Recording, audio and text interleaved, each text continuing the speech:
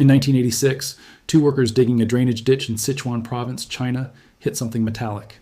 They pulled it from the mud. It was a face. Bronze over a meter wide with ears that jutted sideways like wings and eyes mounted on stalks that extended 10 centimeters beyond the sockets. It was staring at them from a hole in the ground with an expression that didn't belong to any civilization they had ever studied. There were more underneath. Dozens of masks, bronze trees over 4 meters tall with gold fruit on the branches, a standing figure. Nearly 3 meters high, the tallest bronze statue ever recovered from the ancient world, all of it buried deliberately in sacrificial pits, roughly 3,000 years ago. Not a single word about any of it exists in any Chinese historical text. Not one character. From a civilization that cast bronze as well as anything in ancient Greece or Egypt. China, the most documented continuous civilization on Earth, apparently never mentioned it. Not once in 3,000 years of records. In the Amazon, a forest that Europeans spent 5 centuries calling empty, a laser scan in 2022 found cities. Not villages. Cities connected by roads, surrounded by engineered farmland with plazas and earthworks suggesting a population that may have numbered in the millions. And in southern Turkey, on a hilltop that farmers had been plowing around for generations, a temple 12,000 years old, built before agriculture existed, before pottery, before metal, before writing, before every single thing that historians said had to come first. The people who built it were hunter-gatherers who weren't supposed to be capable of organized construction. Every textbook said so. The temple doesn't care what the textbook said. This is our countdown of the hidden civilizations that even historians can't quite believe. Stay until the end. Number 1. Rewrote the most basic rule of human history, and the argument over what it means still hasn't been settled. Number 10. Nan Madol, Pohnpei, Federated States of Micronesia. 92 artificial islands sit on a coral reef, 3,000 kilometers from the nearest continent. They're built from columns of black basalt, stacked like Lincoln logs, horizontal and vertical, interlocking, forming walls up to 8 meters high. Some columns weigh 50 tons. Some are longer than a school bus. There's no basalt quarry on the reef. The nearest source is on the main island, across open ocean. Somebody moved tens of thousands of multi-ton basalt columns across the sea and stacked them on a coral reef to build a city. Nan Madol was constructed between roughly 1200 and 1500 CE as the ceremonial and political capital of the Sodalur dynasty. Research compiled by the Smithsonian Institution places the complex at roughly 1.5 square kilometers of reef and lagoon. The islands are connected by canals navigable by canoe, earning Nan Madol the nickname Venice of the Pacific. The engineering question has never been satisfactorily answered. Rufino Mauricio of the Federated States of Micronesia. Historic. Preservation Office has estimated the total basalt used in construction at roughly 750,000 tons. The columns were quarried from volcanic formations on the main island and transported to the reef. How anyone did that in canoes using pre-industrial technology is a question every archaeologist who has studied the site has tried and failed to answer. Experimental archaeology has tried too. In the 1990s, a team from the University of Oregon attempted to move a single basalt column using traditional methods: log rollers, wooden sledges, manpower. Moving one column required dozens of workers and took far longer than the construction timeline would allow if scaled to the entire site. Pohnpeian oral tradition offers a different answer.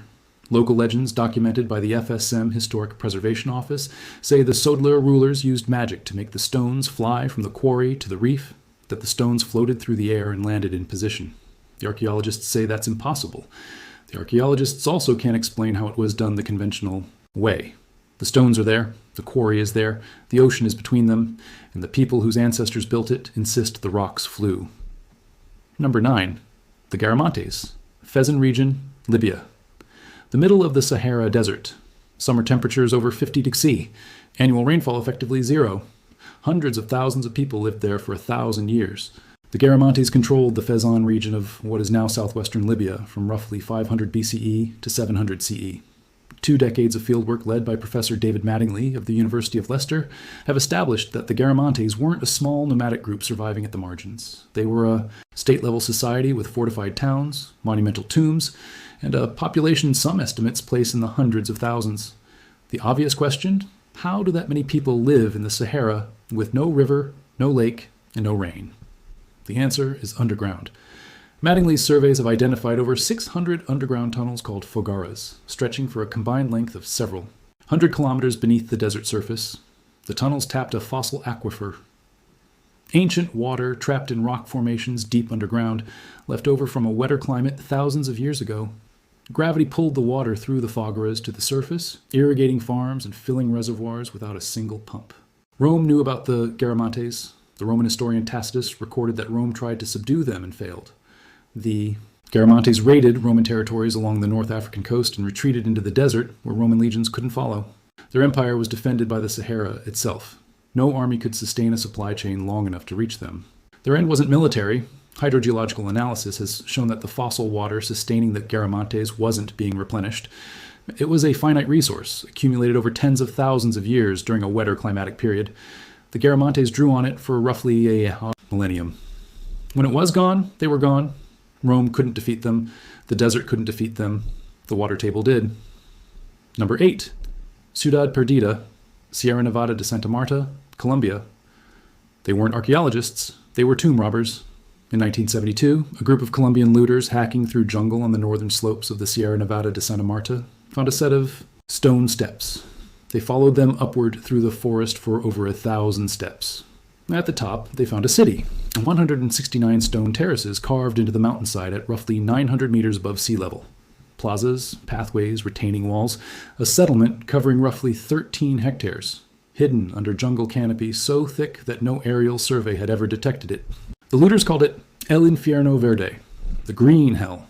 They told no one for years, quietly selling gold figurines and pottery on the black market. Colombian authorities only became aware of the site in 1976 after unusually high volumes of Tirona gold artifacts appeared on the antiquities market and were traced back to the Sierra Nevada. Archaeological investigation established that Ciudad Perdida was built around 800 CE by the Tirona civilization, roughly 650 years before Machu Picchu. Research places the city's population between 2,000 and 8,000 people. It served as the political and manufacturing center of a network of over 200 settlements across the Sierra Nevada. The Tirona engineered the mountain itself. The terraces aren't simply cleared land.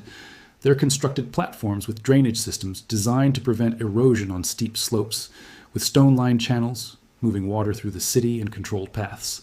That engineering has kept the terraces intact for over 1,000 years in a region that receives over 2,000 millimeters of rain a year. The hike to reach Ciudad Perdida today takes 4 to 6 days through jungle. There's no road, no helicopter landing site. Roughly 15,000 tourists make the trek annually, a fraction of the millions who visit Machu Picchu. The Kogi and Wiwa peoples, descendants of the Tirona, still live in the Sierra Nevada and serve as guardians of the site. Kogi leaders have made a specific point in interviews. They didn't lose the city. They chose to let the forest cover it. Machu Picchu gets the millions. Ciudad Perdida stays quiet. Number 7. Shimao, Shanxi Province, China. In 2011, archaeologists surveying a hilltop in northern Shanxi Province, near the border with Inner Mongolia, found a stone wall. They followed it. It went on for kilometers. Behind the wall, a city. And in the center of the city, a stepped pyramid built from stone rising roughly 70 meters above the surrounding plain. Nobody knew it was there. Research identified Shimao as a fortified city covering roughly 4 square kilometers, dating to approximately 2300 to 1800 BCE, contemporary with the Egyptian Old Kingdom, contemporary with the earliest cities of Mesopotamia. The pyramid at Shimao wasn't a tomb. Excavations revealed palatial buildings, craft production, and water supply infrastructure. On the upper terraces, it was a center of power. Its surface area at the base exceeds that of the Great Pyramid of Giza. The eastern gate held something disturbing. Roughly 70 human skulls recovered from pits beneath and within the stone walls. Bioarchaeological analysis confirmed the victims were predominantly young women. Isotopic analysis of their teeth indicated they had grown up in a different region, suggesting they were captives. The skulls were placed deliberately during construction, foundation offerings. Jade artifacts recovered from the site include eye-shaped ornaments embedded in the pyramid's walls, positioned to face outward, watching. The effect was a pyramid with dozens of jade eyes set into its stone face, staring out over the plain. Here's the part historians can't explain. The earliest Chinese dynastic records begin roughly 500 years after Shimao was abandoned. By the time anyone was writing Chinese history down, Shimao had already been forgotten. A city with a pyramid larger than Giza, decorated with jade eyes, built on the skulls of captive women, and nobody in the 4,000 years since, in the most documented continuous historical record on Earth, mentioned it. Number 6. Akrotiri, Santorini, Greece. Sometime around 1600 BCE, the volcano on the island of Thera in the Aegean Sea erupted with a force estimated at roughly 4 times that of Krakatoa. Volcanological studies placed the eruption column at roughly 36 kilometers into the atmosphere. The explosion blew out the center of the island, creating the caldera that is now Santorini's harbor. The resulting tsunami struck coastlines across the eastern Mediterranean. On the southern tip of the island, a city was buried under up to 40 meters of volcanic ash. Excavations at Akrotiri, begun in 1967 by Greek archaeologist Spiridon Marinatos, revealed a Minoan settlement preserved in a condition that's been compared to Pompeii. But 1,500 years older, the buildings still stand 2 and 3 stories tall. The streets are intact. The drainage system, indoor toilets connected to a sewage network beneath the streets, was more advanced than anything Europe would see again until the Roman Empire, over 1,000 years later. The frescoes are what stop people. Wall paintings preserved by the ash, in colors so vivid they look freshly painted, swallows in flight, boxing children wearing gloves, fishermen carrying strings of fish, a fleet of ships arriving at a harbor with dolphins leaping alongside. Art historian Livia Morgan of King's College London has called the Akrotiri frescoes the most complete surviving record of daily life in the Bronze Age Aegean. But there's a detail from the excavation records no one has been able to explain. No bodies, not one. Every excavation season since has confirmed the same finding. 0 skeletons, 0 human remains of any kind. In Pompeii, thousands died because they didn't leave in time. In Akrotiri, everyone left. The city was also partially dismantled before the eruption. Doors had been removed from their hinges. Some portable valuables were gone. The residents of Akrotiri knew the eruption was coming. They packed. They took their dead. They took their doors. They sailed away in a fleet like the ships painted on their own walls. Where they went is a question 3,600 years of history hasn't answered. Number 5, Mohenjo-Daro, Sindh province, Pakistan. Everyone knows the pharaohs. Everyone knows the kings of Mesopotamia. Ask a historian who ran the Indus Valley civilization, and there's no answer. The city was Mohenjo-Daro, roughly 4,500 years old. When British archaeologist John Marshall dug below the ruins he was investigating in the 1920s, he uncovered a planned city with a grid layout, standardized brick sizes, and a drainage system running beneath every street. It wasn't alone. Over the following decades, archaeologists identified more than 1,000 settlements belonging to the same civilization, scattered across an area larger than ancient Egypt and Mesopotamia combined. Mohenjo-Daro housed roughly 40,000 people. Excavations documented a public bath, large enough for dozens of bathers, waterproofed with bitumen that engineers have since described as remarkably effective. Private homes had individual wells and indoor bathrooms connected to a covered sewage system, a level of urban sanitation not seen again in the subcontinent until the modern era. The bricks were standardized. Research on Harappan sites has documented that bricks across the entire civilization, at locations separated by over 1,000 kilometers, maintained a consistent 1.2.4 ratio of width, thickness, and length for centuries. And here's what makes Mohenjo-Daro genuinely strange. Decades of excavation across hundreds of Indus Valley sites have found no palace, no temple, no throne room, no monumental statue of a ruler, no depictions of warfare, no weapons cache, no mass graves. A civilization of millions of people, larger than Egypt, more urban than Mesopotamia, with standardized engineering across 1,000 kilometers, and no clear evidence of who was in charge. Jonathan Mark Knoyer of the University of Wisconsin-Madison, who has spent over 40 years studying the Indus Valley, has called this one of the great unsolved puzzles in archaeology. The civilization appears to have operated without an obvious centralized autocratic ruler. How it maintained standardization across such a vast area is a question decades of digging haven't fully answered. No king, no temple, no army, no war, 40,000 people in a city with indoor plumbing and standardized bricks, governed by a system so different from everything else in the ancient world that we still can't fully identify it. Whatever it was, it worked for roughly 700 years, longer than most empires that had kings. Number 4, the urban Amazon, Brazil, Bolivia, and Ecuador. For 5 centuries, everyone was wrong about the Amazon. The rainforest was considered one of the last great wildernesses. Too dense, too poor in soil, too hostile for large-scale human habitation. When Spanish conquistador Francisco de Orellana sailed down the Amazon in 1542 and reported vast settlements along the riverbanks with roads, farms, and large populations, European historians dismissed his accounts as fantasy. The jungle, they said, couldn't support civilization. In 2022, a LiDAR survey proved Orellana closer to right than wrong. A study published in Nature revealed a network of urban settlements beneath the forest canopy in the Llanos de Mojos region of Bolivia. Pyramidal platform, mounds up to 22 meters high, connected by wide, straight causeways extending for kilometers through the forest, with canals and reservoirs indicating sophisticated water management. The settlements were occupied from roughly 500 to 1400 CE. The largest sites housed thousands of people, and the causeways connecting them were raised above the seasonal flood level, elevated roads through a landscape that turns to shallow lake for months each year. In 2024, a separate LiDAR study published in Science revealed an even larger network in the Upano Valley of Ecuador, dating to roughly 500 BCE, 600 CE, and including thousands of earthen structures, platforms, plazas, and roads spread across some 300 square kilometers. Population estimates based on the density of structures run into the tens of thousands. A commentary published alongside that paper laid out the implication plainly. The Amazon wasn't empty, it was managed. The forest itself may have been shaped by human activity over millennia, a cultivated landscape that European colonists mistook for wilderness because the people who managed it had largely been killed by European diseases before Europeans arrived to see it firsthand. The jungle wasn't too dense for civilization. The civilization was woven into the jungle. Then smallpox and measles, traveling ahead of the colonists along trade networks, devastated the population. The forest grew back over the cities, and later arrivals looked at the trees and concluded no one had ever been there. Number 3, Sanxingdui, Guanghan, Sichuan Province, China. 2 brick factory workers. That's who found it. In 1986, laborers at a construction site near the city of Guanghan in Sichuan Province uncovered 2 rectangular pits filled with objects that didn't match anything in 3,000 years of Chinese archaeology. Bronze masks, with angular features and protruding eyes, gold-covered staffs, jade blades, and a bronze tree over 4 meters tall with branches holding birds, flowers, and fruit made of gold leaf. The Sanxingdui Museum dates the pits to roughly 1200-1000 BCE, the late Shang dynasty period, but almost nothing in them resembles Shang culture. The aesthetic is unlike anything else from the period. The masks have features with no clear parallel in Chinese art traditions. The eyes on the largest mask protrude on cylindrical stalks, an image with no known counterpart anywhere else in East Asian archaeology.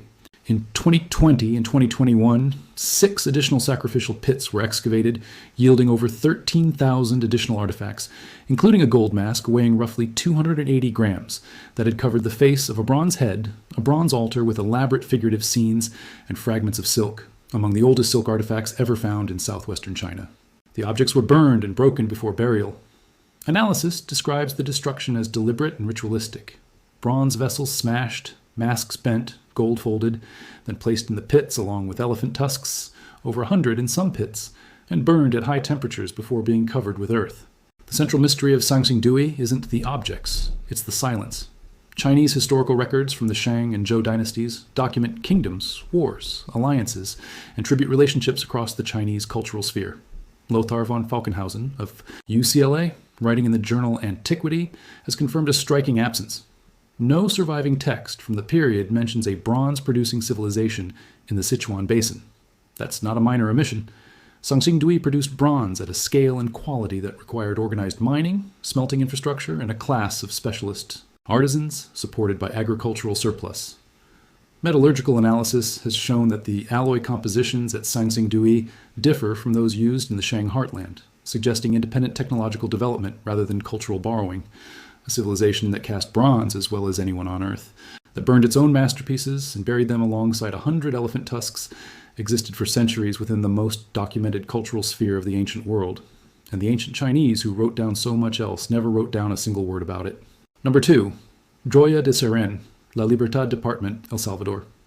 June 1976. A bulldozer clearing land for a government grain silo project in the Zapotitan Valley of El Salvador struck something unexpected beneath the topsoil. The operator got out to look.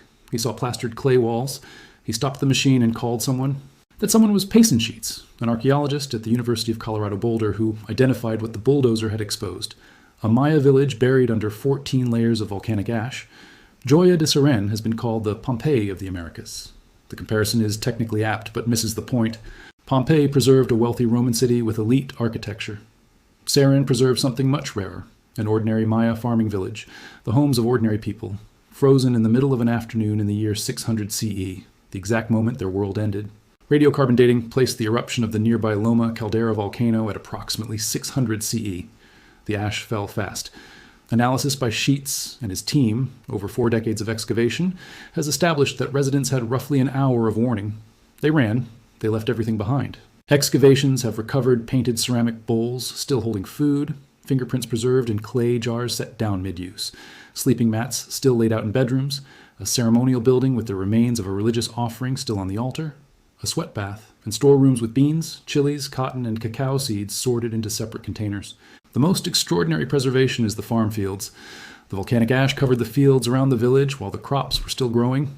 Maize plants, roughly 2 months into the growing season, were fossilized in position. Their leaves, their roots, and the ridge and furrow pattern that farmers had planted them in. Scholars had assumed ridge and furrow agriculture was introduced by the Spanish over 1,000 years later. The corn at Surin proved Maya farmers had been using it since at least 600 CE, and textbooks on pre-Columbian agriculture had to be updated. The residents of Keren escaped. Sheets found no human remains in the village itself. Like Akrotiri, everyone got out in time. Unlike Akrotiri, the escape wasn't planned. There were no packed valuables, no dismantled doors. They ran with nothing. Where they went, whether they reached safety, whether their descendants ever came back to look, none of that is known. The village was buried under roughly 90 centimeters of ash across 14 layers, and it stayed there for 400 years, until a bulldozer clearing land for a grain silo hit something. The corn was still in the ground. Number 1. Göbekli Tepe, Şanlıurfa, Province, Turkey. In 1994, a shepherd walking across a hilltop near the city of Şanlıurfa in southeastern Turkey noticed a strangely shaped stone protruding from the dirt. It didn't look like the limestone covering the rest of the hillside. It had a flat surface. It had a carved edge. He mentioned it to someone who eventually contacted the museum in Şanlıurfa, which contacted the German Archaeological Institute. In 1995, archaeologist Klaus Schmidt arrived, looked at the stone, and began to dig. What he found changed how we think about human history. Schmidt's excavations and subsequent research published in journals including the Cambridge Archaeological Journal and Documenta Prehistorica revealed a series of circular enclosures built from massive T-shaped limestone pillars, some weighing over 15 tons, some reaching nearly 6 meters in height. The pillars were carved with reliefs of animals, foxes, boars, snakes, vultures, scorpions, lions, in a style with no clear precedent in the archaeological record. Radiocarbon dating placed the earliest construction at approximately 9500 BCE, roughly 11,500 years ago. That date is the problem because at that time, according to the long-standing model of human development, people were hunter-gatherers. They didn't have agriculture, they didn't have domesticated animals, they didn't have permanent settlements. They weren't, though, to have the organized labor, the surplus food, or the social complexity required to quarry, transport, carve, and erect multi-ton stone pillars. The standard model taught for decades followed a clear sequence. Farming comes first. Surplus food allows permanent settlement. Settlement allows social complexity. Social complexity allows organized labor. Organized labor allows monumental construction. Religion and temples come at the end of that chain, not the beginning. Göbekli Tepe seemed to invert the sequence entirely. Schmidt's analysis, published before his death in 2014, found no clear evidence of permanent habitation at the site. No houses, no storage facilities, no agricultural tools. The people who built it appeared to be hunter-gatherers who traveled to the hilltop to build, then left. The implication? The desire to create a sacred space may have come before agriculture, before settlement, before everything else. Civilization, in this reading, emerged from religion rather than the other way around. The reaction from the archaeological community has been divided. A 2011 review in Current Anthropology laid out counter-arguments. Several researchers challenged Schmidt's interpretation, suggesting the site may represent a transitional settlement rather than a purely ritual one. Evidence of grain processing found at nearby, contemporary sites such as Karhan Tepe, suggests early agriculture may have been developing in the region, around the same time construction was happening at Göbekli Tepe, meaning the sequence may not be as cleanly inverted as Schmidt proposed, but the pillars themselves remain unexplained on any model. Experimental work by the German Archaeological Institute has estimated that quarrying and moving a 15-ton T-shaped pillar from the limestone source, roughly 100 meters from the site, would have required a coordinated workforce of at least 500 people, feeding that many hunter-gatherers at a single location for the duration of a construction project implies food management on a scale previously associated only with agricultural societies. There's another detail most retellings of Göbekli Tepe leave out. The site wasn't abandoned, it was buried deliberately.